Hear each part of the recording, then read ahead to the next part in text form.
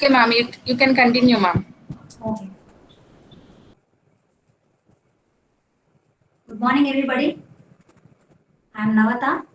I have 9 years of experience in software industry. Out of 9 years, I worked for 5 years in Japan, Citigroup, and 1 year in London, Citigroup. And for the past 9 years, I have been into GATE coaching for computer science students. And my subject is DSA, Data Structures and Algorithms. Okay. So we will start the subject. Can everybody hear me? Yes, ma'am. Yeah, thank you. Yes, the subject is DSA. See, in GATE, the weightage for this subject is 20 to 21 marks. GATE exam is for 100 marks, out of which 20 to 21 marks are for DSA. That is the importance of this subject. See, there are total 10 subjects, out of which 20 marks are, approximately 20 marks are given for this subject. 1/5 of the GATE syllabus. And this is the subject where you can score 100% marks. See, for example, a subject like computer organization or computer networks, even if you prepare the whole syllabus, there is at least one question which you don't even understand the question in GATE. But there is nothing like that in DSA. Okay, every question you will understand. Only thing is you may give a wrong answer. That is a problem. Okay. So DSA is such a subject where you will understand everything, you can answer most of it, and you can score 100% if you practice. Without practice, you will gain all negative marks. That is for sure, because you will understand all the questions, right? So you will try to answer everything. But there is a chance of getting negative marks. Okay, so don't do that mistake. If you practice, you can score all the marks in DSA. So almost your GATE qualifying mark is done just with one subject. It's not only for GATE, in fact, for your campus placements also. This is the subject which is very, very important. Data structures and algorithms. Okay. So the subject covers both. Okay. The way we go is for both campus placements as well as for GATE. Okay. Yeah. The syllabus that we cover under this, I'm writing all the topics. The first one is C programming. Then data structures. Then algorithms. This is the design and analysis of algorithms. Okay. So maybe in college, in our curriculum, we have studied these three different subjects, but in GATE, all the three are together, and that's why the weightage is 1/5 of the GATE syllabus. Okay. So C programming, under C programming, what we are going to cover are basics of C programming. Okay. Then functions. Under functions, again we will be covering recursion, storage classes,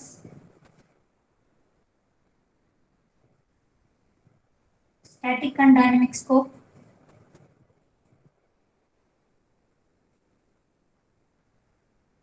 parameter passing techniques.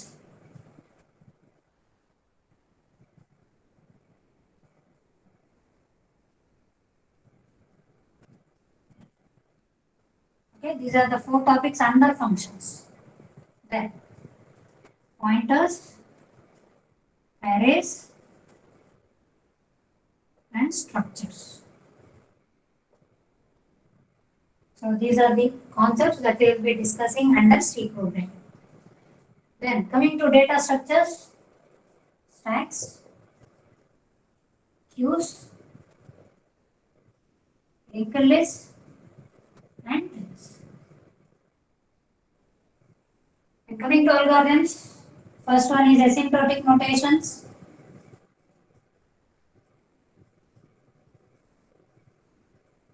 Divide and conquer, sorting, hashing, graphs, greedy method, and dynamic programming.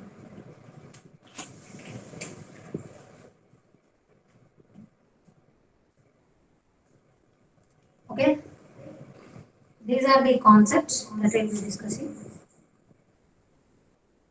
Maybe in academics you would have studied these 3 concepts under data structures, but I have moved these 3 to algorithms because without analyzing the time complexities, we cannot discuss the time complexities of the algorithms. that we are going to discuss here. That's why I moved them. Okay. But all together is one subject, so no problem, even if we do here and there.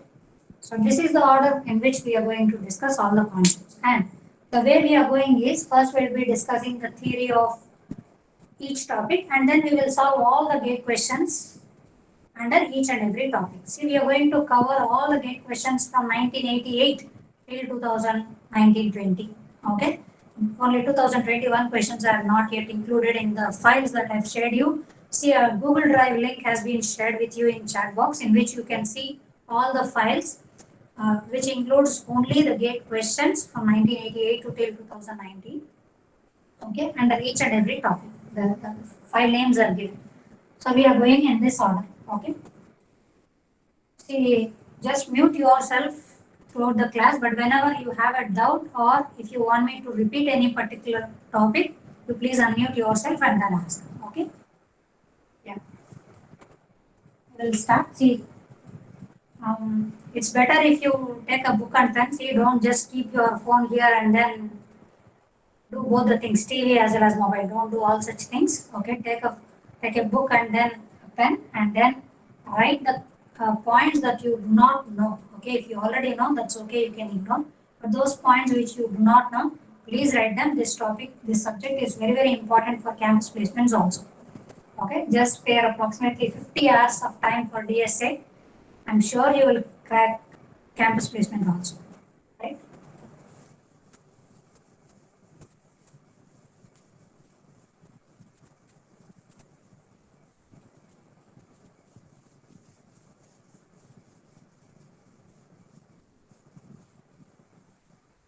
See, all the gate questions that we are going to discuss in the class, most of them, in fact, even in 2020 and 21 gate papers, they are repeated. The models are repeated. So if you solve all the gate questions within the class, you can solve the latest 2 years papers by your own. Only the numbers and the program is slightly changed, but the pattern is repeated. Okay. So please solve all the gate questions within the class. Yes, we will start with basics of C programming. Okay, then the first point, what is the structure of a C program?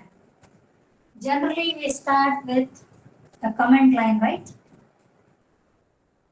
And in the comment, we will write why we are writing this program, who wrote it, who modified it, all that history will be maintained in the comment line. Okay, then we start with hash include. Hash include, and we will include some header files, stdio.h, audio.h, string.h, whatever. Okay. So header files must be included. Okay, what is the importance of header files? Why should we really include header files? What it contains? Simple example, in the main function, if I write a printf statement, I want to write a printf statement. Definitely I need to include stdio.h, otherwise it is not working. Okay, so to use any inbuilt functions, one header file needs to be included. What does it mean? Does this header file include the code that should be executed for printf, or what that header file has? Does it include the code? No, it doesn't have the code of printf. Okay, it has the prototype of printf. See, if I am writing my own function like fun function, definitely it is asking you to write a prototype, right? Then only you can call it where, and at the end you are writing its function definition. So whenever you want to use a function, definitely its prototype must be included here. Printf is also a function, but it is inbuilt. So we want the prototype of this function which is included in this header file. That's why we are including this header file. It has only the prototypes, not the code. The code for printf is already written, compiled. It is in the object form, which we are calling it as libraries. They are present in libraries which gets linked. Okay, during linking phase, during compilation process. Okay, so header file has only the function prototypes. Then, if you want to write any macros, you can write macros if needed. If there are any global variables, you can write the global variables. Okay, and if you want to write user-defined functions, then function prototypes must be written. User-defined function prototypes. Okay, Then we start with main function, brackets, and then the code that we want to execute in the main function. This is what we write. Okay, in the main, definitely we will have some local variables and some code for main. If you have any functions, user-defined functions, their definitions must be written. Fun1, fun2, how many functions you want to write, you can write their definitions. So this is the structure of a C program. Okay. Then, see, variables. Variables. Without declaring a variable, you cannot do anything. See, maximum you can write a function with one printf, one scanf. That's all. You cannot do anything with that. So definitely some variables are needed, some logic is needed, that for which variables are needed, right? So we will see these variables. So if you want to declare a variable, definitely there are some data types, right? Inbuilt data types. Now we will discuss inbuilt data types.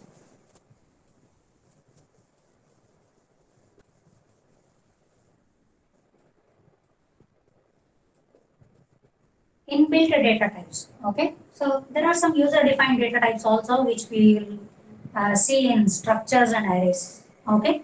So for now, inbuilt data types. Now there are so many data types in C. Now you should tell me from lower order to higher order the data types. Okay, lowest to highest. Let me start with the small one. The smallest one is cat. Okay, then the next smallest is short. Then int. Then long. Short means short int, but I don't have to write that int. Short itself is short int. Similarly, long. Long itself is long int. If you want to write, you can write it long int, short int, but it's not mandatory. Long itself is long int. Then float, double, and long double. Okay. So this is the increasing order of the data types. This is lowest, this is highest. And let us see on a 32-bit computer how many bytes are needed for each and every data type. Okay. Yeah. For char, it's 1 byte. For short, 1 byte. Int, 2 bytes. Long, 4 bytes. Float, 4. Double, 8. Long double, 10 bytes. Okay. So let us take the sample one, char. So see, if I declare a variable with char A. So what does it mean? A memory gets allocated in a computer in RAM, okay, in main memory, where we can store one character, any character which is present on the keyboard. Okay.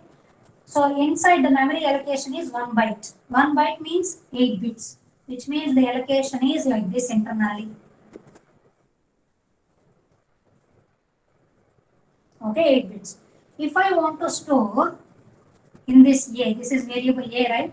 If I want to store capital A character in this variable, how are we storing the data here? Capital A is a character. Every character has an ASCII code. The ASCII code's equivalent binary number is stored in this. Okay. For capital A, the ASCII code is, do you remember? For capital A, it is 65, capital B 66, and it goes on. Similarly, for small a, it is 97. For 0, 0, 1, 2, 3, 4, they are also characters. For 0, it is 48. So 1 is 49, etc. etc. Okay, for some of the characters, we need to know the ASCII codes. So if I want to store a capital A in this character, its ASCII code 65. 65 is binary equivalent. Okay, something is there, right? So that gets stored here. These 8 bits are used for that. Okay, so that is char. Let us talk about short variable. For example, short A. I want to place 5 in it. Okay, 5. What is binary equivalent of number 5? This is not a character 5. Okay, it is a number 5, digit 5. So digits 5's equivalent binary code is 101. So remaining all are zeros. This is what is placed here, 0, 0, 0, 0, 0, 1, 0, 1. That is what is placed in this A, short variable, because it needs only, it has only 1 byte space. See, when you have 1 byte space, there are certain values, only those values you can place in this variable. You cannot place a 10 lakh value in this A, because the memory allocated for you is limited. So what is the range of the values that you can place in small a? Depends on its memory capacity. It has only 1 byte, so obviously the values that we can place are different. Okay. See, when I say short, here, though I did not write anything in front of it, it means signed short. Signed is default. I don't have to write it. If I don't write it, it means it is signed short, which means it can store both positives as well as negatives. That is the meaning. It can store both positive values as well as negative values. But if I want to store a negative value, how can I store the value here? What is the bit pattern that is present in this A? If I want to store -5, 5 is 101. Okay, this is positive 5. How can I store this -5 in this A? Some of you may say, okay, the leftmost one is 0, so that's why it is positive. You make this as 1, that is negative, remaining all are as it is, so that it is -5. No, that was signed representation which we have used in early days of computer. Okay, maybe in 1960s, 70s. Okay, after signed implementation, signed representation, we have come to 1's complement, and now we are using 2's complement. Whenever you want to store a negative number in a computer, we are finding its 2's complement of a positive number and then storing that bit pattern. So what is 2's complement of this +5? 1's complement plus 1. So what is 1's complement of this positive 5? 1, 1, 1, 1, 1, 0, 1, 0. This is 1's complement. Okay? 1's complement of +5. And add 1 to it. 1's complement plus 1 is 2's complement. 1, 1, 0. This is -5.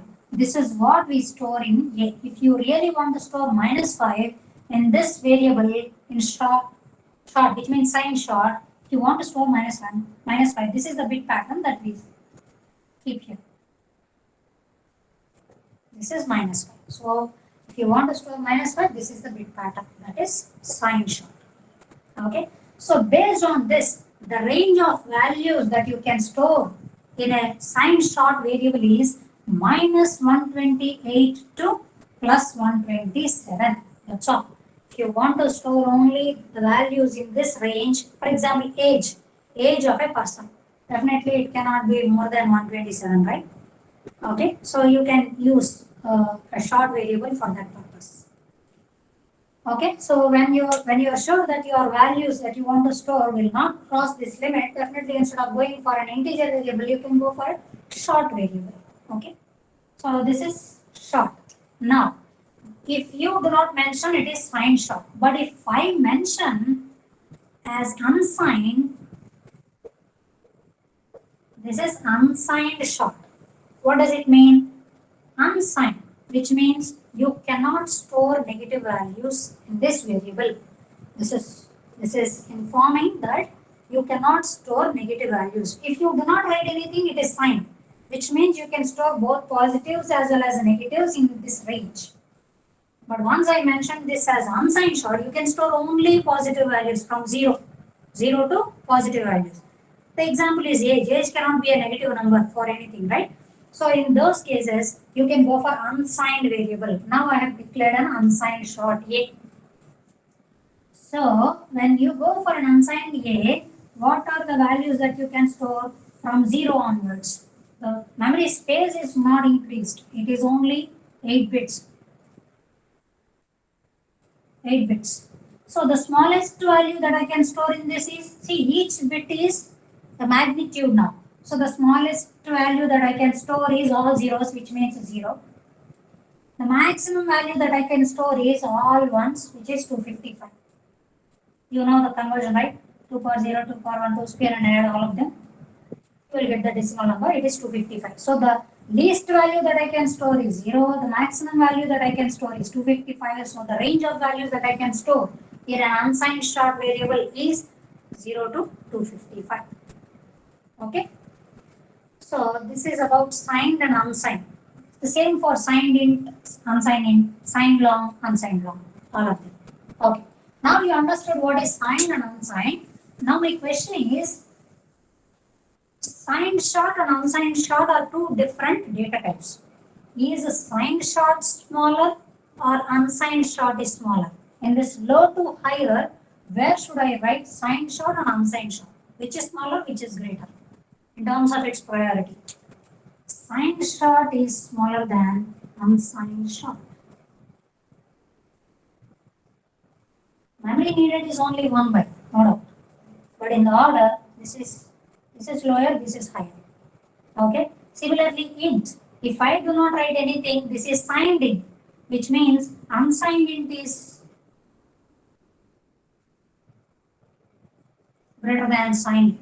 Similarly, long. If I do not write anything, which means it is signed long. Okay. So unsigned long is greater than signed long. This is the increasing order of the data types. Why you are telling me all this lower higher concept is because there is a rule in C.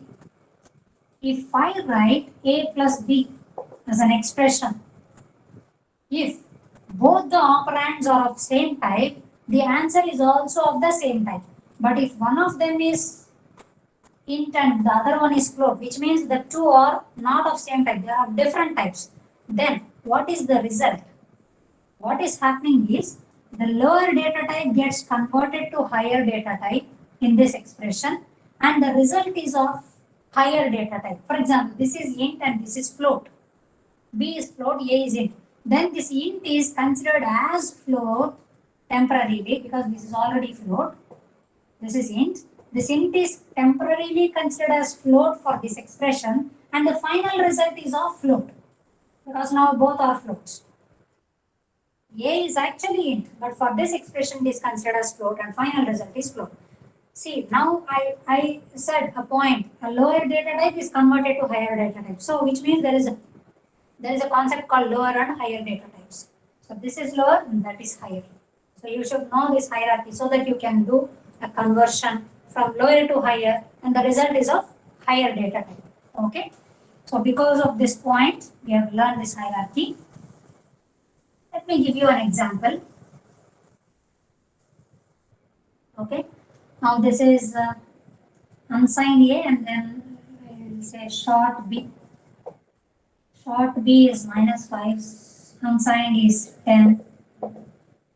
Okay. If A is less than B, printf high. Else printf hello.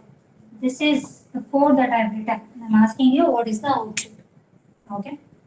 Is it high or hello or compilation error? What is it? Generally, how do we see this? A value is 10, B value is -5. 10 less than -5 is false. Correct? 10 less than -5 is false. So we will come to else block and print hello. This is what we assume. Okay? We consider every expression as maths and then this is what you would have done.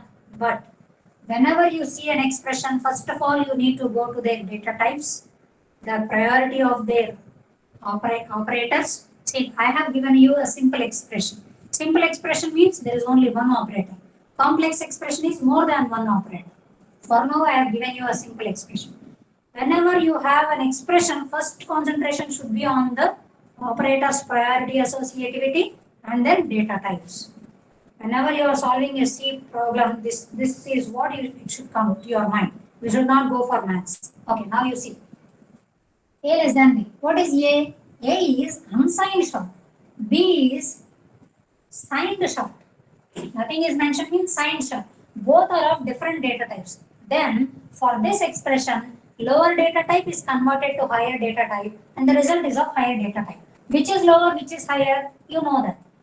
Signed short is smaller. Signed short is this one. This B is convert it to unsigned short for this expression only. Only for this expression, this B is considered to be a signed short, and accordingly the calculations are done. See how internally the bit pattern is for B. Okay, minus 5. First plus 5, it's 1's complement plus 1. So this is 0, remaining all are 1s. This is what we have seen. Correct? So this is minus 5 internally. So B variable has this bit pattern. But for this expression, this B is considered as unsigned short because of this conversion. Lower data type is converted to higher and then result is of higher. So this bit pattern is considered as unsigned. Unsigned means every bit is magnitude only. If every bit is magnitude, what is its value? 2 power 0, 2 power 1, 2 square, 2 cube, like that. If all of them are ones, it is 255. The position 4 is having 0, so you reduce minus 4. So it is 251. So for this expression, B is considered to be 251, A is considered to be 10. 10 less than 251 is true, so high gets printed, not hello. This is the reason why you should know this lower to higher data type conversions. Whenever two operands are of different data types, lower one gets converted to higher one, result is of higher one. This point should be there in mind. Whenever you see a C expression, priority associativities, and then this one, data types conversion. Do not think like maths. Okay? So that is about data types. So you understood, right? Signed short is smaller than unsigned short. Similarly, int, unsigned int, long, unsigned long. Remaining all you know anyway. This point should be very clear. This is just an example that applies for all others also. Is it okay? That is about data types. Inbuilt data types.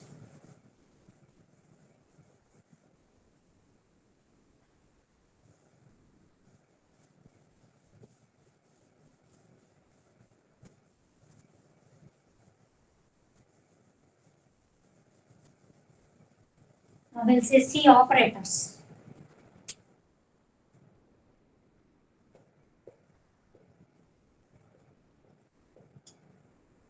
We'll say C operators. The first operator is, hope you remember, arithmetic operators, addition, subtraction, what are the symbols? Plus, minus, star, slash, percentage. Percentage is modulus operator. Okay, these are the symbols. Operators you should know. Okay, then in C, if I write an expression called 5 plus 3, if I say printf, 5 plus 3, what gets printed? It prints 8. 5 plus 3. Okay. Similarly, if I say 5.0 plus 3.0, what is the answer? Both of them are floats. So the result is float. Answer is 8.0. But if I say 5 plus 3.0, one of them is float, one is integer. Integer gets converted to float for this expression, which means this 5 is considered to be 5.0 only for that expression. Now both are floats, so the answer is float. So the result is of higher data type. You know this point, right? If any one of them is float, the other one, the int, also converted to float, which means lower to higher conversion, the result is of higher one. Similarly, minus 5 minus 3 is 2. 5.0 minus 3.0 is 2.0. 5.0 minus 3 is also 2.0. Any one of them is float, the other int is converted to float. Similarly, star 5 star 3 is 15. 5.0 star 3.0 is 15.0. And 5.0 star 3 is also 15.0. Automatic type conversion. Now division 5 by 3. What is 5 by 3 in C? 5 by 3, is it 1.66? No, that is 1.66 in maths. But here both are integers. As I said, for an operator, if both of them are integers, result is also an integer. Result must be an integer because both of them are integers. This is called integer division. You will not get the exact answer. You will get only the coefficient 1. Okay, 5 by 3 is 1 in C. 5.0 by 3.0. Now both are floats, so the answer is also float. Now you will get the exact answer. Okay, then one of them is float, then also find 1.66 because the final result can be float. You will get the exact answer. The point that you should know is this one, integer division. If both are integers, the result is also an integer, so it is not giving you the exact answer like maths. Then coming to percentage, what is 5 percentage 3? Percentage is modulus, remainder. It will give you the remainder. When you divide 5 with 3, what is the remainder? The answer is 2.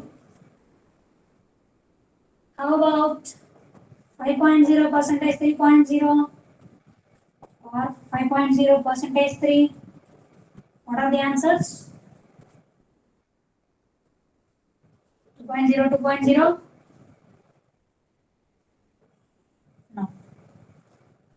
Percentage operation cannot be applied for float numbers. It is only for integers. Okay? Percentage operation cannot be applied for float numbers. It is only for integers. So the 2 points that you should remember in arithmetic operators is, one is integer division. When both are integers, the result is also an integer. It is not like maths. Similarly, modulus operation cannot be applied for floating numbers because remainder can never be with points, right? See, for example, in maths, if I am dividing 5 with 3, I will say 1 times 3, remainder is 2. Even if I have some point 1, I will keep this point here and then I get this 1 down. So remainder can never be having points. So remainder cannot be float. Only coefficient can be float. Correct? This is the reason why we are not allowing a modulus operation on floating numbers. Okay, these are the 2 points that you should know in arithmetic. Okay, second one, comparison operation. Relational operators.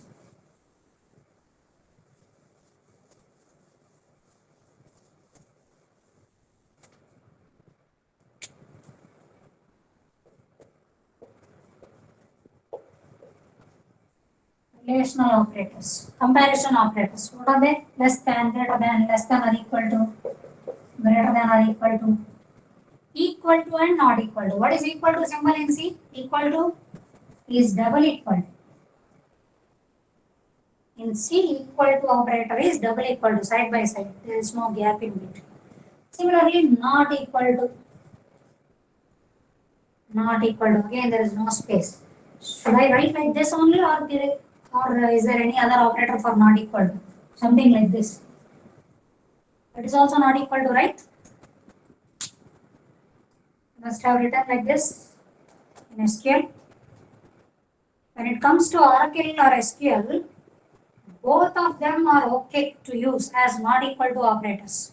But when it comes to C, only this is the not equal to operator. Okay? You cannot use this one. So this is relational operator. You know the meanings, right? For example, A less than B. A less than B. What it does a comparison between A and B. Okay? If A is really less than B, it will say it is true. Yes, I have done a comparison and I am giving you a result. Result as true or false. Does it mean it returns TRUE and FALSE? No. It returns either 0 or 1. If this expression is true, it returns 1. If it is false, it returns 0. So the answer it is returning is either 0 or minus 1. 0 for false, 1 for true. Okay. Generally, we are used to write such expressions in if conditions or while conditions, but it's not mandatory. I can just say printf percentage d a less than b. For example, a value is 5, b value is 10. Now, by seeing this percentage d, it will evaluate this expression. Is 5 less than 10? Yes, true. True means it is 1. So the expression value is 1. So it prints 1. Prints 1. So you can use an expression like this. Not only, you see, if I say a less than b, semicolon, that's all. There is nothing in front. This is a statement. A equal to 5, b equal to 10, a less than b, semicolon. Because this is a valid expression and I ended this with semicolon, it's a valid C statement. It works. Only thing is, it has done a comparison and gave you the result. You did not capture that result. 0 or 1 it has written, but you did not capture it and you did not use it. That's fine. But this is okay to write. Okay? But generally we are writing in terms of if or while. That's all. But this is also okay. You can write it. So you know the meanings of less than or equal to, greater than or equal to, exact equal to, okay? A is equal to B. It does a comparison between these two. If they are exactly equal, it returns 1. They are not equal, it returns 0. Similarly, not equal to. If they are not equal, it returns 1. If they are equal, it returns 0. Okay? So these are the operators, relational operators. Okay, simple example. If 5 less than 22 less than 7, printf hi, else printf hello. What gets printed? What gets printed? Do a comparison. 5 less than 22 less than 7. 22 in between 5 and 7 is not okay. So this is a false expression. Okay. So if condition is avoided and then else hello gets printed. Is it so? No. That is not how it is done. This is an expression for C. That is a complex expression which means more than one operator. But both the operators are of same priority. Both are less than operators. So they have same priority. Then we go by left to right associativity. Once we discuss all of them, we will discuss priority and associativities again. But I am just introducing. Okay, 5 less than 22. This is left to right associative means first leftmost operator is evaluated. 5 less than 22 is evaluated. Is 5 less than 22 true? Yes, it is true. True means it gives 1, right? True returns 1. So the expression value up to here is 1. 1 less than 7. 1 less than 7 is also true. Correct? This is also true. So the whole expression is true now.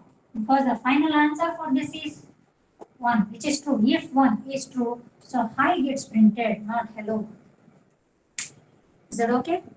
So just by seeing the expression, don't go for mathematical expressions. This is a C statement. So concentrate on operators, priority, associativity, and then data types. Okay. So the answer is high for this. So these are relational operators. Remaining all anyway you know. Okay. The importance of each operator.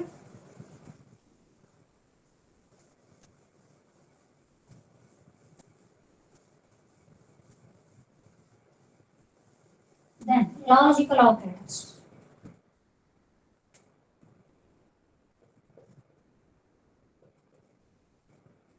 What are logical operators? And or not. Logical and, logical or, logical not. Symbols, double ampersand, double pipe, not symbol, logical not symbol. This one or this one? This is logical not, this is bitwise not. Okay, this is logical not. Exclamatory. Right, we'll see how it is done.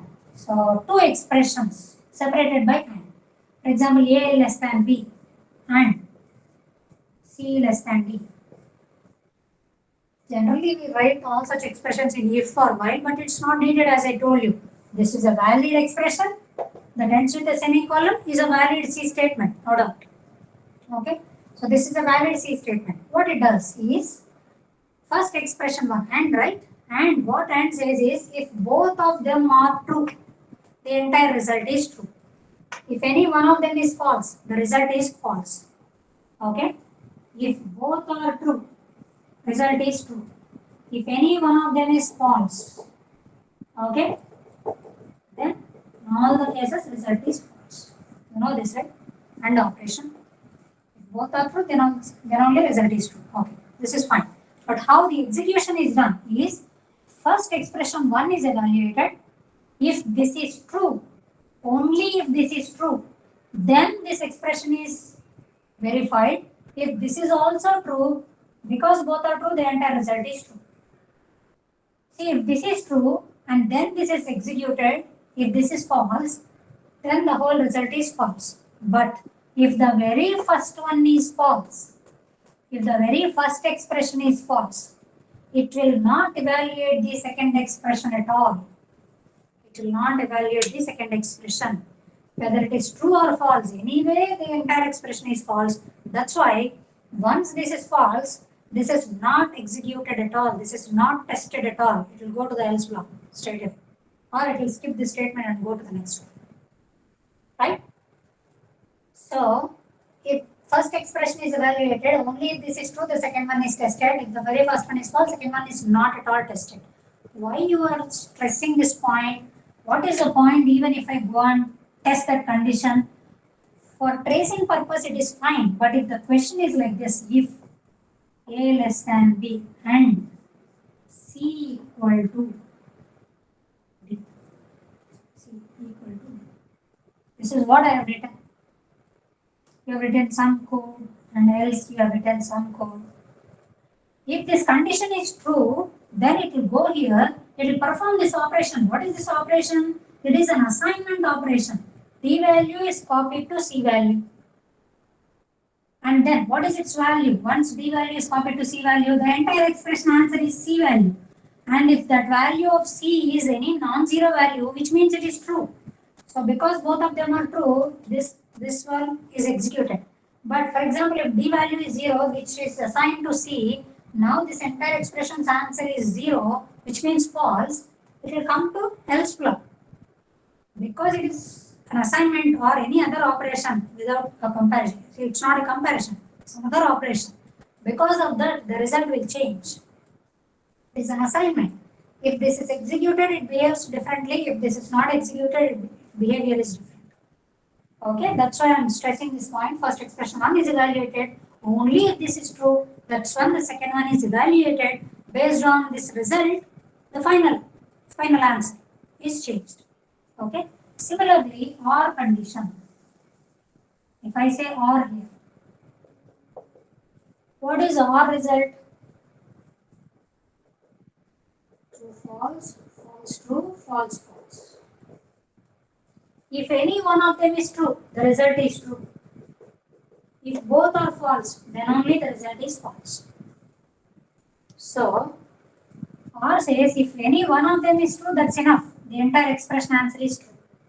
Now, first expression is evaluated, and if it is true, if the very first one is true, what is the point in setting the second one?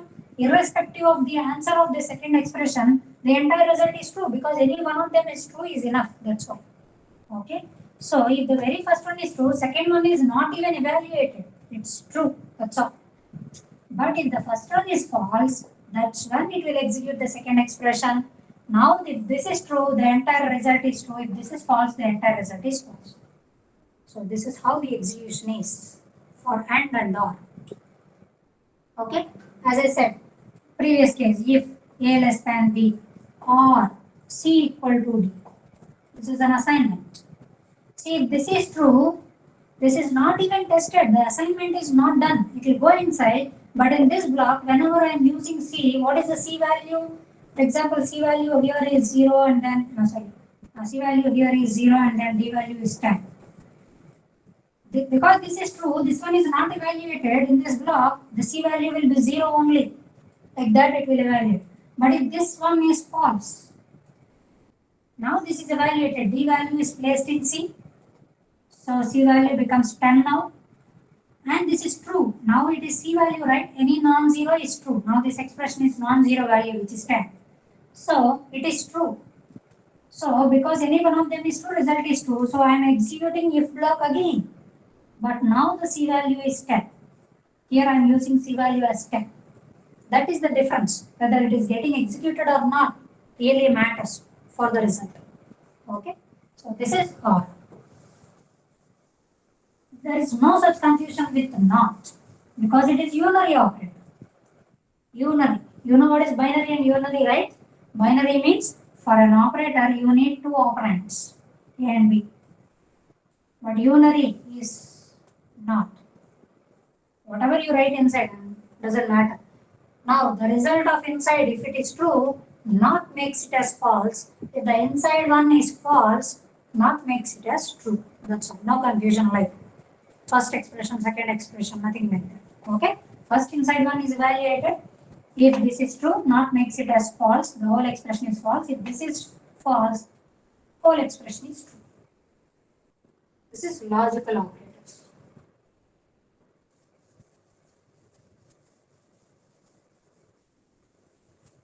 Then bitwise operators.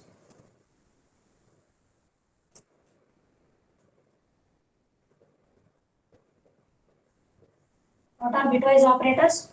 Bitwise AND, bitwise OR, and bitwise XOR, bitwise NOT. What are the symbols?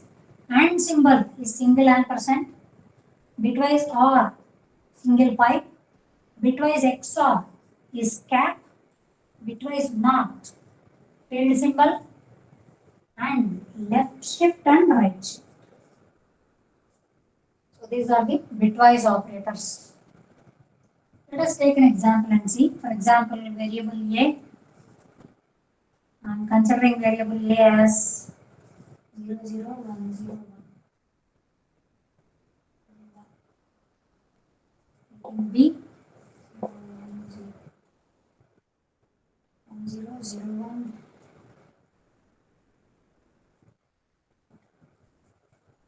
Okay, something like this. Of course, here also totally 8 bits. Both of them are short variables, for example, unsigned shorts.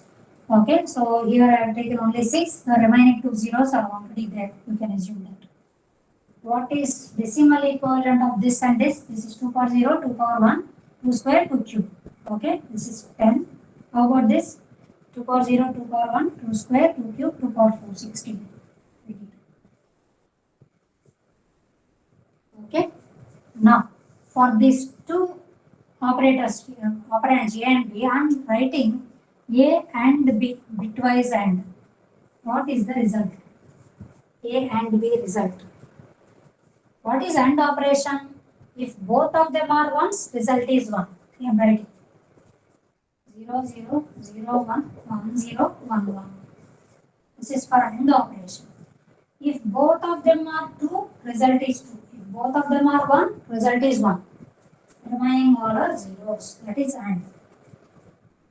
So based on that, this is 0, 0, 0, 0, 1, 0. Both are ones, result is 1. For all other cases, it is 0. Now coming to A or B. Or says if any one of them is 1, result is 1. If any one of them is 1, result is 1. See, here both are zeros, so 0.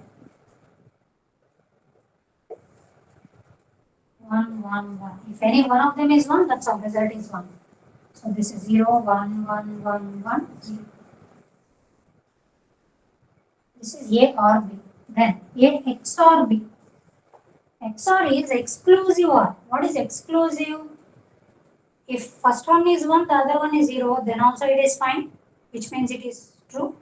If first one is false, second one is true, then also it is true. Exclusive, only one of them must be on, the other one must be off. Okay, only in that case we are saying okay, it is true. But if both are true, result is false. If both are false, then also result is false. That is exclusive OR. Only one should be active. Here both are off, so 0. Here both are on, that is also 0. Here exclusive, if this is off, this is on, this is on, this is off. Here in this case, that is exclusive OR. So this is 0, 1, 1, 1, 0, 0. This is XOR. Then NOT. Bitwise NOT is unary operator. It is only for one operand. So I'm saying bitwise NOT for only A. Only A. What NOT makes it A? This one is 1's complement. 0 is made as 1, 1 is made as 0. 0 becomes 1, 1, 0, 1, 0. This is bitwise NOT. Then coming to shift operators.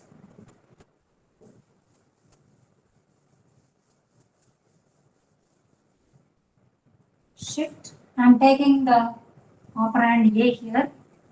I am writing operand A once again. The operand is 0, 0, 1, 0, 1, 0. Okay. I am saying A left shift by how many bits? By how many bits is the second operand. I am saying it is left shifted by one position, one bit. Okay, left shifted by one bit, which means here I have two more zeros, right? The last zero is gone. Let us consider only 6 bits and solve this. So this zero has no place, so it is discarded. Now this zero is shifted to the leftmost. This bit is shifted to this place. This is shifted here. This is shifted here. And this is shifted here. Because of this left shift, there is a place created here, an empty place. And there we will insert 0. In that newly created place, we will place 0. This is left shift by 1 bit. This is left shift by 1 bit. See, what is the value? See, A value here is 10. Now you tell me what is the decimal equivalent of this number. 2 power 0, 2 power 1, 2 square, 2 cube, 2 power 4, 16 plus 4 is 20. See, if you observe from A to A left shift by 1 bit, it gets multiplied by 2. 1 bit left shift means it is multiplied by 2. That is the meaning. 1 bit left shift is multiplied by 2. For example, I'll show you this once again. So the answer of A left shifted by 1 bit, the answer is this one, which is 0, 1, 0, 1, 0, 0. This is 20, which is multiplied by 2. The same one is A left shift by 2 bits. I am performing 2 bits left shift from A, which means this is already 1 bit left shifted. On this, if I do one more bit left shift, that is nothing but A's left shift by 2 bits. Okay, this 0 is discarded. This 1 will come here. This 0 will come here. This 1, 0, and 0. This is newly created 0. The place is created, newly created. Now what is its value? 2 power 0, 2 power 1, 2 square, 2 cube, 2 power 4, 2 power 5. 32 plus 8 is 40. See, it is nothing but from A, it is multiplied by 2 square, which means 4. What is the mean? Whenever you do a left shift of an operand by 1 bit, it means A gets multiplied by 2. If you do a left shift by 2 bits, it means A multiplied by 4, which means 2 square. So, A left shift by n bits means A gets multiplied by 2 power n. That is the meaning. Whenever you do a left shift, it means it gets multiplied by 2 power of those many bits.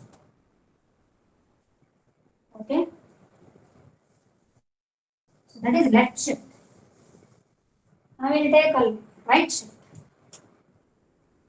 Let me take the same A once again. 0, 0, 1, 0, 1, 0. A right shift by 1 bit. Right shift is 0. There is no right place, so that is discarded. This 1 will come here, this 0 will come here, this 1 will come here, this 0 comes here, this 0 comes here. Here, newly created place. So, newly created place, I am assigning 0. The initial A value was 10. Now, if I do a right shift by 1, what is its value? 2 power 0, 2 power 1, 2 square. 4 plus 1 is 5. 10 became 5, which means 10 by 2. It is by 2. By 2. So, right shift by 1 bit means divide with 2. Left shift with 1 bit. Left shift by 1 bit means it is A multiplied by 2. If you want to do one more bit, okay, you do it, which means A right shifted by 2 bits. You perform 1 bit right shift on this result, that's enough. This 1 gets discarded. This 0 will come here, 1 will come here, remaining all are zeros.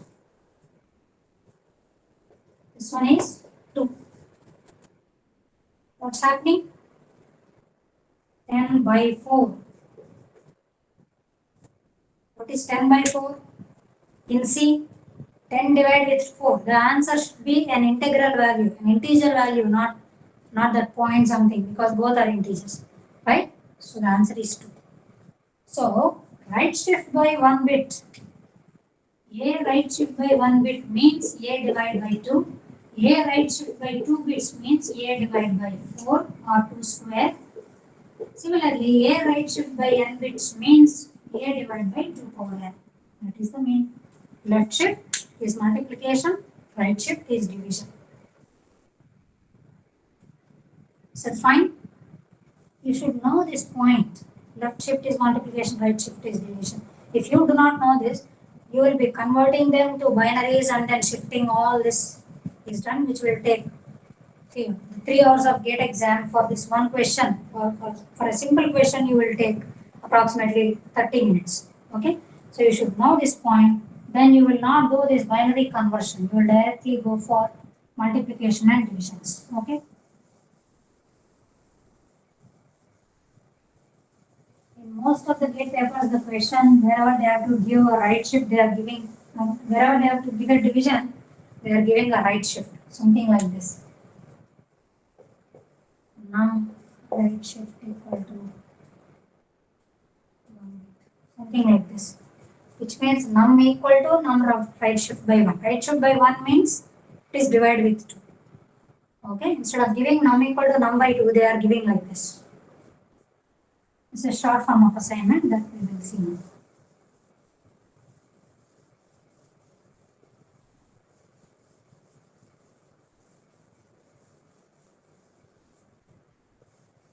So this is bitwise operators, then assignment operator.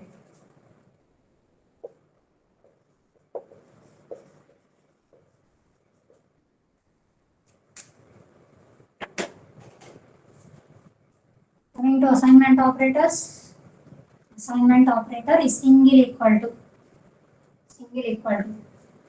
It's binary definitely. So there are two operands. When I say A equal to B, what is being done? Whatever is the value of B, that gets assigned to A. So whatever is the right hand side value, that gets assigned to left hand side. Left hand side must be definitely a variable. There should be a place to assign that. So this should be a variable definitely. But the right hand side can be a constant, so that 5 is placed in 5. Can be a variable like this. B value will be copied to A value, or an expression. Expression is evaluated and the value is placed in A. Okay, so but the left hand side must be definitely a variable. That is assignment operation. Assignment operation, if I write like this, A equal to B equal to C equal to 0. But initially A value is 3, B value is 5, C value is 7. After that, I have written this line. So what will be the A, B, C values? Once I execute this line, what will be A, B, C values? Should I execute like this? First B value is assigned to A, which means A value will be 5. Then C value to B. C is 7, which is assigned to B. So B becomes 7. Then finally 0 is assigned to C. So C becomes 0. Is this the result once I execute this? No. This is the result only if equal to is left to right associative. But in C, equal to is right to left associative. See, this is an expression for me. These are different operands. So these are operators, but all of them are same operators. When you have the same operators or same priority, you will go by associativity rule. All of them have right to left associative, which means you should solve this equation from right to left. All of them are having the same priority, but they are right to left associative, which means I should perform rightmost equal to first. So C is assigned to 0 is assigned to C. So this is solved. Now the result of this is 0. Now I will execute this equal to right to left associative. So this equal to says B equal to 0. So 0 is assigned to B also. So the final result of this whole expression is 0. Then I will execute A equal to this. A equal to 0. So A also becomes 0. Because of this associativity rule, all A, B, C are having zeros. So in C, if you write this line, all of them will be initialized to 0. But in gate, they will slightly change the question. They will give you this expression and below that they will mention If equal to or assignment is left to right associative, what is the answer? They will change the associativity rule just to check whether you know the meaning of associativity or not. If it is left to right associative, what is the answer? In C, the answer is all of them are zeros. But if they change the associativity rule of equal to from left to right, the answer will be A is 5, B is 7, C is 0. You should know the meaning of associativity. Okay, there are questions like this. Associativity rule is changed in that question. As per that rule, what is the answer? Which means you should know the meanings of priorities and associativities. Okay, so this is about assignment. Now we'll see short form of assignment. In assignment, not only equal to, there are other short forms like this. A plus equal to B is a valid statement, and this is called an operator. Okay, this is called short form of assignment. The meaning of this is A equal to A plus B. That is the meaning. Similarly, if I say A minus equal to B, there is no space between. Okay, there is no blank. This means A equal to A minus B. A star equal to B means A equal to A star B. Similarly, A slash equal to B. What are all the operators that I can write like this? In short form are only arithmetic and bitwise operators. Only arithmetic and bitwise. A percentage equal to B. A and equal to B. A or equal to B. A XOR equal to B. A left shift equal to B. A right shift equal to B. These are the short form of assignments. The meanings of all of them are like this. Okay, which means the operation is done first, final result is assigned to A. That is the meaning. See, now I am writing a line like this. A star equal to B plus C. A value is 3, B is 5, C is 2. Once I execute this statement, what is the value of A? You just verify and tell me. A star equal to B plus C. What is the final answer of A once I execute this statement? Generally, what do we do? By saying this, A equal to A star B plus C. We know this is star and this is plus, both are arithmetic. This is assignment. Arithmetic is more priority than assignment, but in arithmetic again, star has more priority. So what we do is 3 star 5 plus 2. 3 star 5 is done first, which is 15 plus 2, 17. Assigned to A. That is wrong. We should not do this.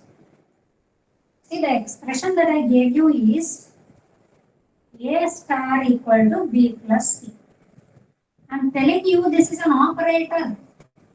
That too I am discussing them under assignment operator. This is an assignment operator for me. This is an arithmetic operator. Arithmetic operator is having more priority than assignment. So first I should perform B plus C. So A star is equal to, what is B plus C? 7. Now I will evaluate this assignment, which means A equal to A star 7. What is A? A is 3. 3 star 7 is 21 assigned to A. This is right. So the answer of A will be 21. Now you should understand the importance of priority and associativity of the operators. This short form of assignment is an assignment operator, not a macro. You should not expand like this. Internally, the code is not expanded like this. No, it is an operator for me. Assignment operation, arithmetic operation. Arithmetic is having more priority, then only I will solve assignment. Okay? So that is about assignment operators. All the assignment operators have the same priority. We'll discuss priority and associativities again.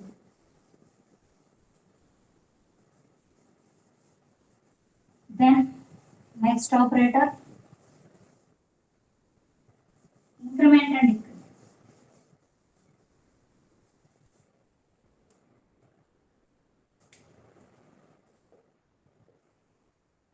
increment, decrement operators. You know the symbols, right? Plus, plus, minus, minus. See, I'm talking about plus, plus. When I say plus, plus, A, when I execute plus, plus, A, what is the meaning? Initially, A value is 5. When I say plus, plus, A, what will be the value of A? What will be the A value? A value after the execution of this line? A value will be 6. Okay, which means A gets incremented by 1. A plus plus A means A equal to A plus 1. That is the meaning. Okay. Then A value is 5. I am saying A plus plus. Once I execute this statement, what will be the value of A after the execution of this line? Execution is completed for the client. What is the value of A? Is again 6. A value is again 6 because A plus plus is also nothing but A equal to A plus 2. A must be incremented by 1. That is the meaning. Incremented by 1.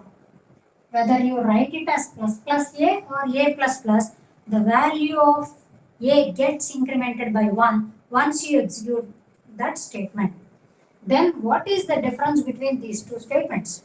The difference of pre-increment and post-increment will come into picture only when you combine these operands with other operators and operands. Otherwise, there is no difference between plus plus A and A plus plus.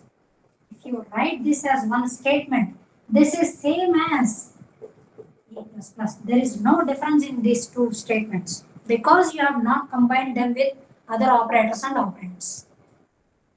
Okay, both of them are same. Both the meanings are A equal to A plus 1 only. The difference comes only when you combine them with other operators, like B equal to 5.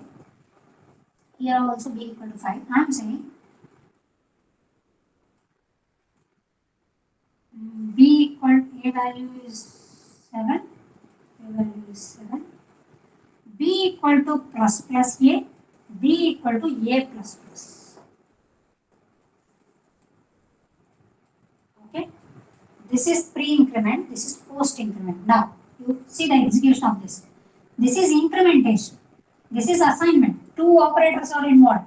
When we have more than one operator, there is a priority associativity rule. We know that this one has more priority than assignment. So first I will execute this plus plus A. This is pre-increment. It is present before A, before the operand. That's why it is pre. First you increment, then you involve me in the remaining expression. So first you increment A. Now A value gets incremented, which means the value of this becomes 8. Then the assignment. So B value will be 8. This is pre-incrementation. Coming to post. Of course, incrementation has more priority than the assignment. So first I need to execute this one for sure. But the meaning is, first you participate me in the remaining expression, then only you increment me. Which means postpone the incrementation till the execution of the line's completion. The statement must be completed. Then only this incrementation will take place. Post increment means postpone the incrementation, okay, until the execution of this statement is completed. Just before I have completed and going to the next line, that's when I will perform the incrementation of A. So B equal to A plus plus means first B equal to A is done, which means its participation is finished. A value is 7, so B assigned with 7. So the execution of this line is completed now. I am going to the next line. That's when I will perform A plus plus because I postponed it. Now I have to perform it. So A value will be 8. So after the execution of this line, in both the cases A value was 8 only. But B value, here it was 8, here it was 7 only. Okay, it has participated just like A without incrementing because I postponed the incrementation. Here, first I incremented and then participated with the remaining expression. That is the difference between them. Pre-increment and post-increment. Okay. But if you write only these statements, there is no difference. Both are saying increment A by 1. Both will increment. Similarly, decrement, no difference between them. Here it is increment by 1, here it is decrement by 1. Similarly, pre-decrement, post-decrement. Okay, no difference. Hope this is clear. Okay. There can be some cases like this. Some of the students are asking like this. If I say plus plus A plus plus, what is the answer? The answer is pretty straightforward. The answer is compiler dependent. See, if you run this statement in ASCII and ANSI C, you will get one answer. If you write it on Turbo C, you will get a different answer. Okay, like different compilers. Okay, based on the compiler, the answer of this is going to be changed because on the same variable, you are performing pre-increment as well as post-increment in the same statement. Why the difference comes is here, for example, this postpone. This postponement happens in some of the compilers. This postponement happens until the execution of the whole statement. But in some compilers, this postponement happens only for this addition. Until this addition is completed, A will not be incremented. Okay, but immediately once this addition is finished, incrementation happens. As per that, wherever A is in this expression, accordingly the updated A takes the effect. Okay, that's why the answer is compiler dependent. In GATE, they will not ask any questions which are compiler dependent. Questions are based on logic only, not compiler dependent questions. Okay, this is clear. This is increment and decrement.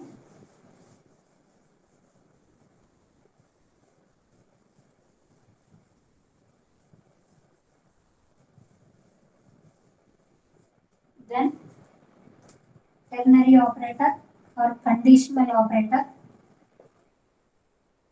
which is question mark column. Ternary operator. It is ternary. 3. Expression 1, question mark. Expression 2, column. Expression 3. Simple. This is the operator. How the execution happens? First expression 1 is evaluated.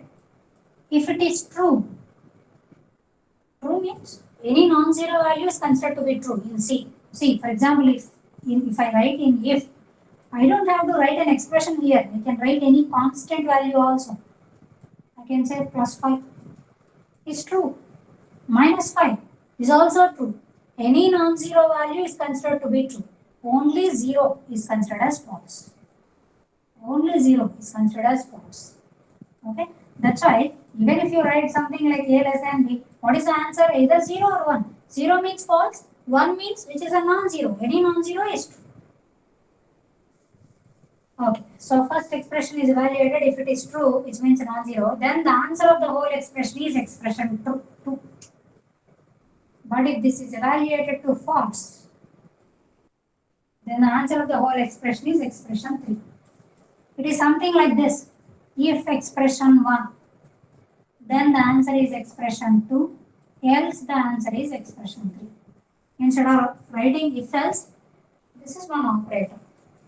For example, if I want to find biggest among two numbers, I am writing A greater than B, question mark, answer is A, else, answer is B. So this is evaluated. If this is true, answer will be this one. If this is false, answer is this one. It is returning either A or B, but I am not capturing. Still that is fine. I just discard it. I did not use it. But if you want to capture the biggest value, I can C equal. So that whichever is biggest among A and B, that value will be assigned to C. This is one way. Or I can just straight away print it. Printf. A is big. Else. Else means just column. Printf. B is big. That's all. I can write printf statements also there. Or I can write any expression, any valid expression. That expression is the answer of the whole statement. If you capture it, it is captured. If you do not capture it, you just ignore. Right? So So this is ternary operator. It can be further nested also, no problem. For example, something like largest among 3 numbers. A greater than B, question mark, which means A is big. Okay, among A and B. Now I will do a comparison with C for A, question mark. A is the answer, otherwise C is the answer. So if this is true, this one gets executed. But if this is false, this one gets executed. If this is false, means B is big. I will do a comparison with B and C. B is the answer, otherwise C is the answer. So, biggest among the 3 is returned with the nested conditional operator. If this is true, I will execute this one. Either A or C will be the answer. If this is false, and this one is executed, either B or C will be the answer. Nested conditional operator. Okay.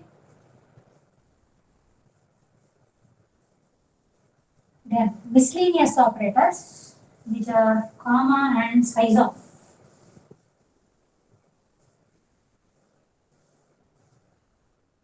Comma and size of are also operators. Comma is an operator. See, for example, I am writing a statement like this: A equal to 5, comma, B equal to 10. You know that A equal to 5 semicolon is a valid C statement, right? Assignments. You can do like this. What I am saying is A equal to 5 is one statement, B equal to 10 is another statement. Two statements separated by comma and that ends with a semicolon is also a valid C statement. Yes, this is a valid C statement.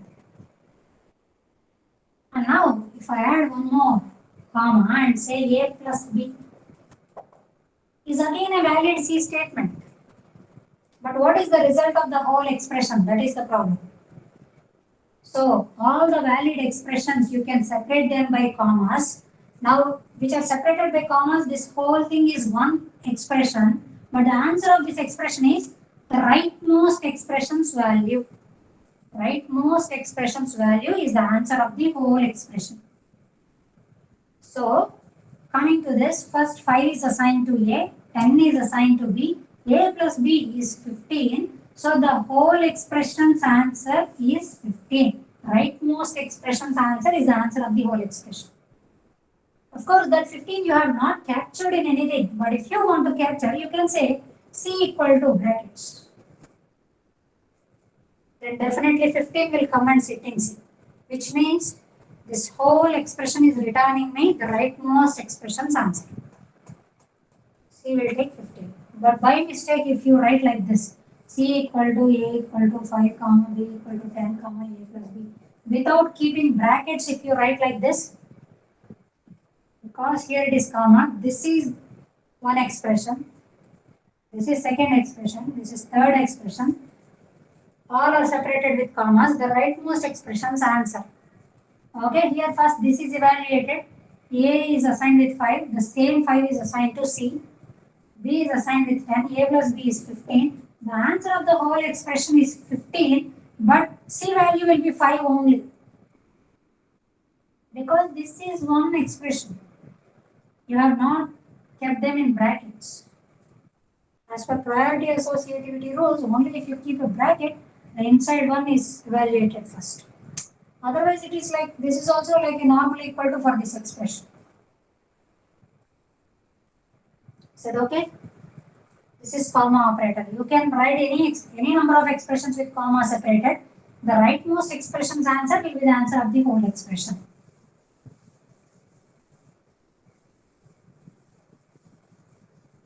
Then size of. Size of is not a function. This is also an operator. Size of, for which you can pass a variable name or a constant or a data type. Any of the three are fine. What size of returns is the number of bytes that it needs for this variable or constant or a data type on that particular computer. on that particular computer where you are executing this, the number of bytes needed, not bits, number of bytes needed for that is returned. For example, this is a variable, definitely you must have declared that A with some data type.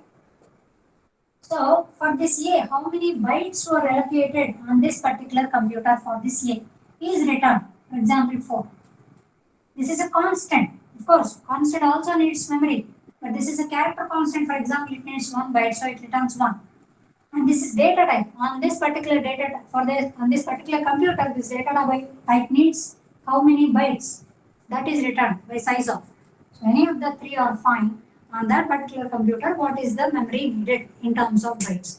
The same code, if you run it on the server side, where we are implementing our code, okay, on the client side or on the production server, on that particular server, how many bytes are needed? At that time, the values may vary because that's a different computer. Okay, and obviously depends on the architecture and compiler, right? That's all. So these are C operators. Okay, now we'll see C constructs.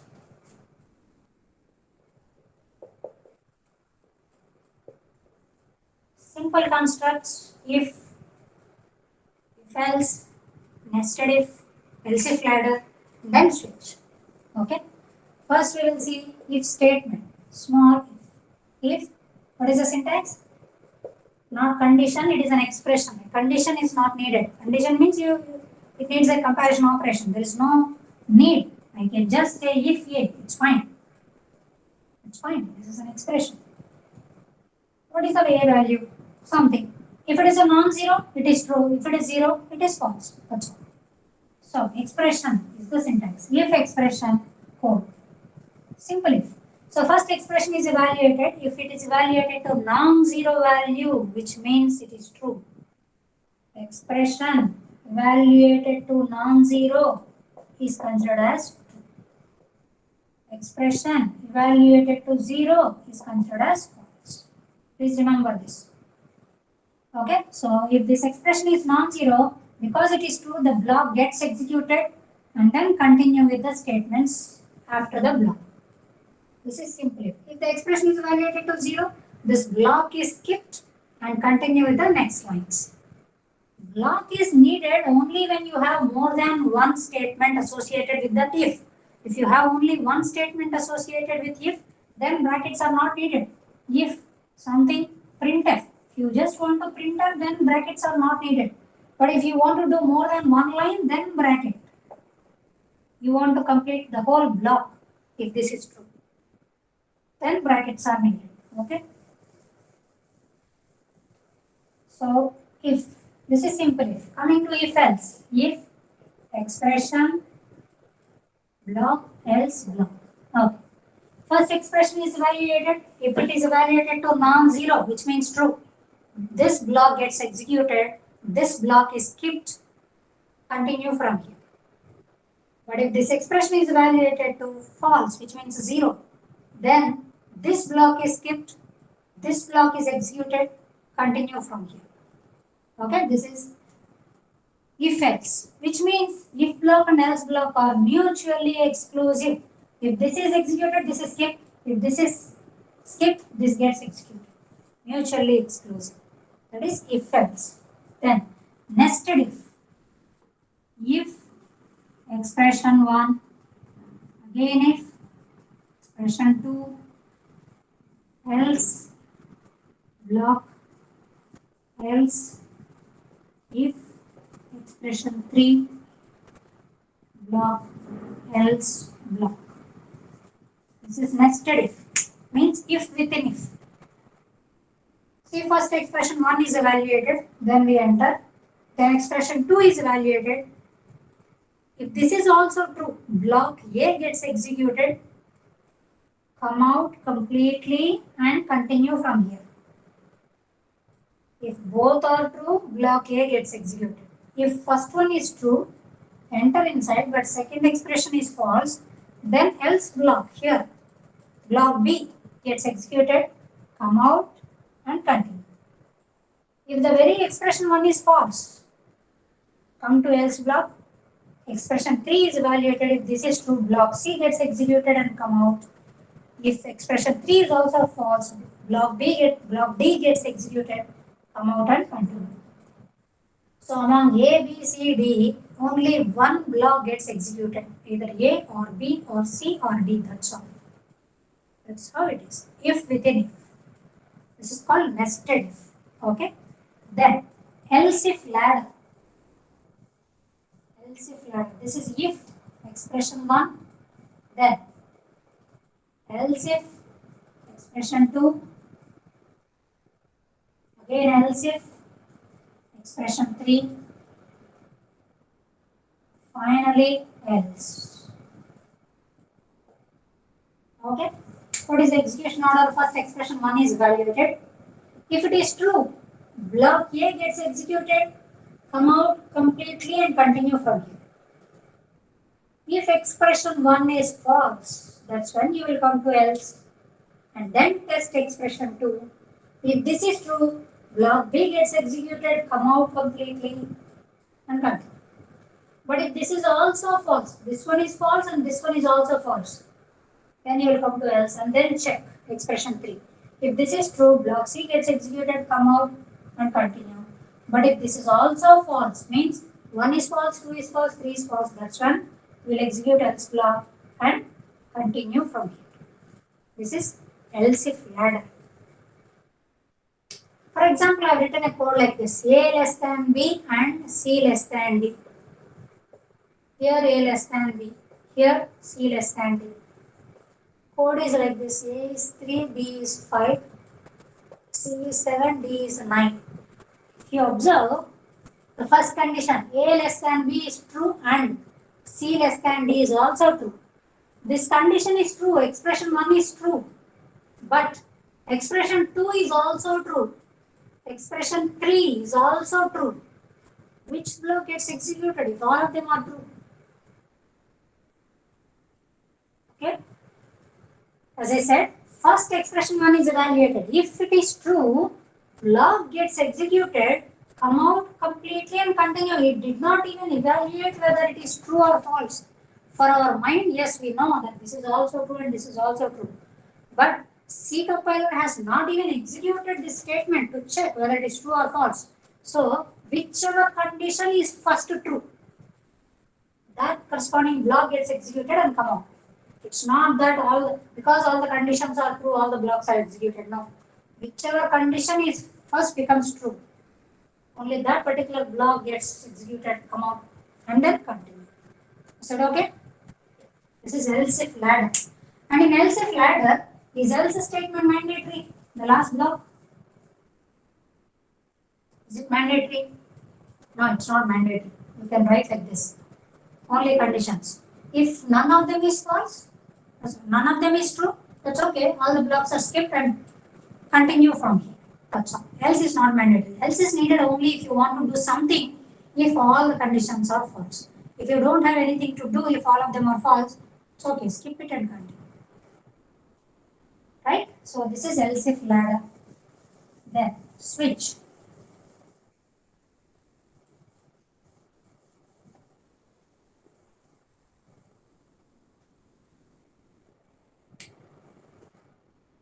Switch statement, what is syntax? Switch, expression, case constant 1. Yeah, say 1, case 1, that is constant. Some code, case, some constant, some code, case, some constant, code, finally default, some code. This is switch statement. Please understand each and every point of switch statement. First expression is evaluated, and that expression value is compared against the constants, case constants, wherever it matched. For example, it matched with 1. It will start executing the statements from here, and it will continue. All the statements it will continue. From even after seeing this, it will continue. Which means, for example, if this expression is evaluated to 2, it jumps to case constant 2. From there, all the sequential statements gets executed in sequential order. All the statements gets executed even after the block. It matched with 3 from here, which means 1 and 2 are not matched, so they are skipped. From 3, all are executed continuously, sequential. If this is not your requirement is if it matched with 1, only one block should get executed, come out and continue. If this is your requirement, then you must write a break statement. You must write a break statement.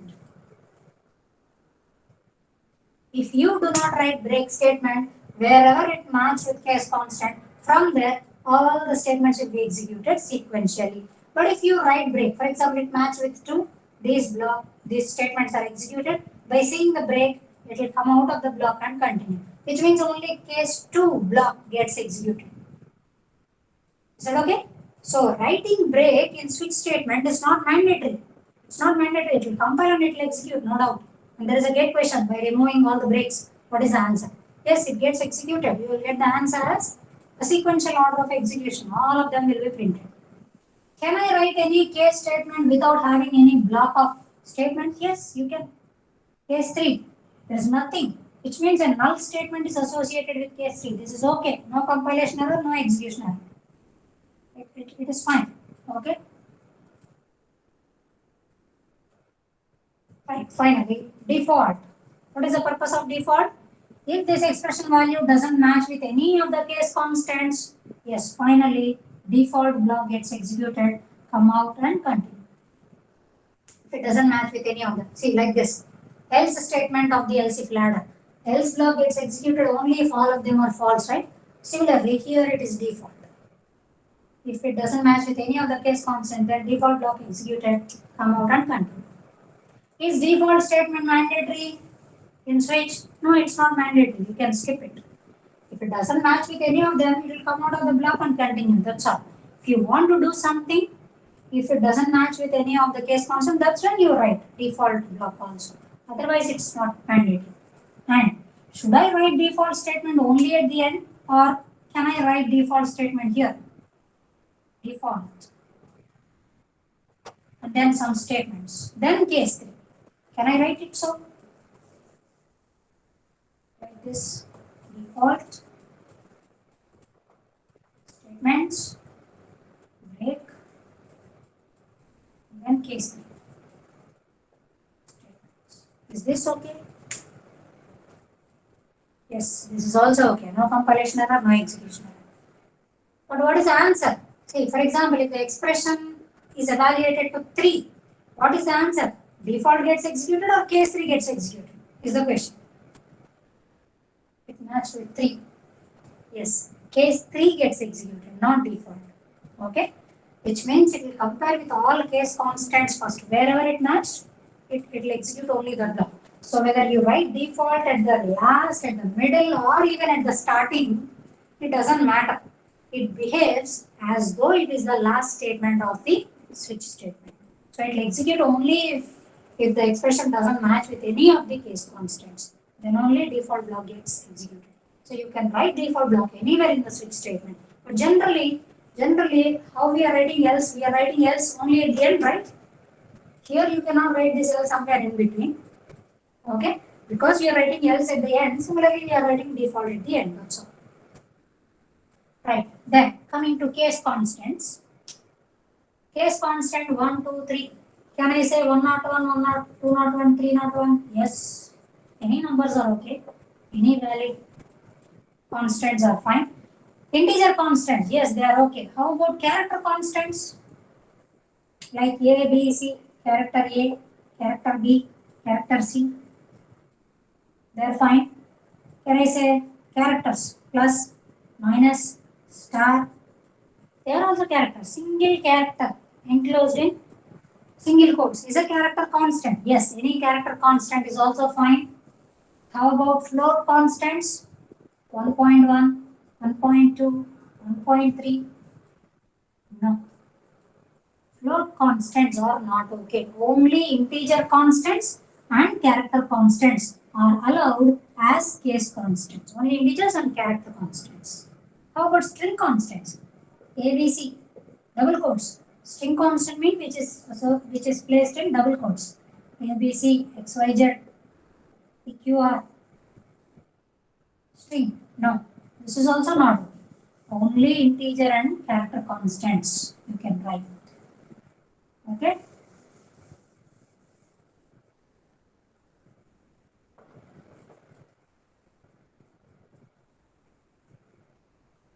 Right, now I'm writing, this one is case 1, case 1, case 3. This is how I have written. Now the expression is evaluated to 1. It matches with this constant also and with this constant also. What is the answer? Both the block gets executed, or the first block only, or the second block only? Which one gets executed? This is a compilation error. You cannot write the same value as two case constants. This is duplication of case constants. This will throw a compilation error. Oh, okay. So you must write all the distinct values only. Right, then I'm writing one printf statement on the top of all of them. For example, high, printf high on top of all the case constants. Now this expression is evaluated to 1. Anyway, this case block should be executed. How about this printf statement? Does it get executed or not? Even if the expression is 2, does the high gets executed or not? It doesn't match with any of the case constant. Then also high gets executed or not? This printf statement which you have written on top of all the case constants and it is not associated with any of the case blocks, this line will never ever be executed. So when you compile the code, it will give you a warning. It's not an error. It will give you a warning saying that you have written a code which is unreachable. It can never ever be executed. It knows, right? So it will throw a warning saying that you have written an unreachable code. Then you can see and then remove it because anyway it is not going to be executed. That's why it's something like this. If 0, you have written some code. What is the point in writing this block? You have hard coded 0, which means it is false. It is always false. Why you have written this block, which will never be executed, right? So all these are unreachable codes. So it will throw a warning. It's not an error. You can ignore it and execute it. That high will never be printed. Is that fine? So we have discussed this. Duplicate case constants are not okay. All of them must be distinct. Integer and character constants are only allowed. Default block can be anywhere in the switch block, but its behavior is as though it is the last statement. And coming to the case constant, I can write like this. For example, this is 5 plus character constant a. This is allowed. This is an expression. Oh, you said we should write only integer constants and character constant, but you have written some expression. Yes, it is an expression, but it is a constant expression. Single quote a. This is an integer. This is a character. This is an expression. Data types. Lower data type gets converted to higher data type. Char is smaller gets converted to integer. Integer equivalent of a character is its ASCII code. So its ASCII code is 65. 65 plus 5, 70. So instead of writing case 70, I have written a constant expression there. So that's fine. That is not an error. It should give me a constant integer or a character value. That's all. All such things you can write as case constants. Is that okay? Switch statement. Break is not mandatory, as I said. It's as per our requirement, we are writing breaks. If you do not write break, from that case onwards, it will continuously execute until it sees the first break or until it sees the closing bracket of switch. So that is about switch statement. Clear, right? So that is about simple constructs, not loop constructs. Instead, we have loop constructs which are while, do while, and for. So once we discuss while, do while, for, and then break and continue, that's when we are done with basics of C programming. That's when we will solve gate questions. See, I have shared a Google Drive in which you can see the first 5 gate questions on basics of C programming. If you have time, you can start solving those questions within this week. Okay. In the next class, I will continue with loop structures, break and continue. Once we complete that, we are going to solve all the gate questions. The files that I've shared you in the Google Drive, that includes the gate questions of all the topics. Till the end, I told you, right? Dynamic programming, including that. Until the dynamic programming, you have all the gate questions, and we are going to discuss all of them in the class. If you solve all those questions in gate paper, you will understand each and every question. You will solve more than half of it without any error. The remaining half, you will get error only because you do not have practice. That's all. If you practice the questions, then definitely you will score all the questions in gate. You will get 100% marks on this subject.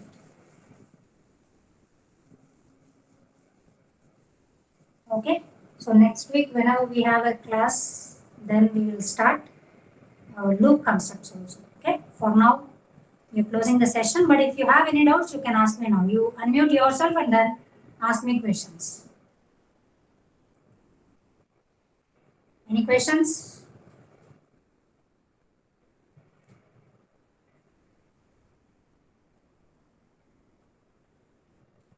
Please unmute yourself and ask me questions.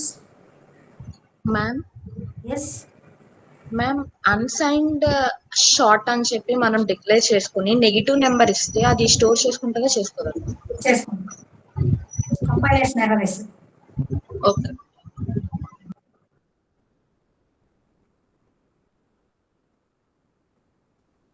Any other questions?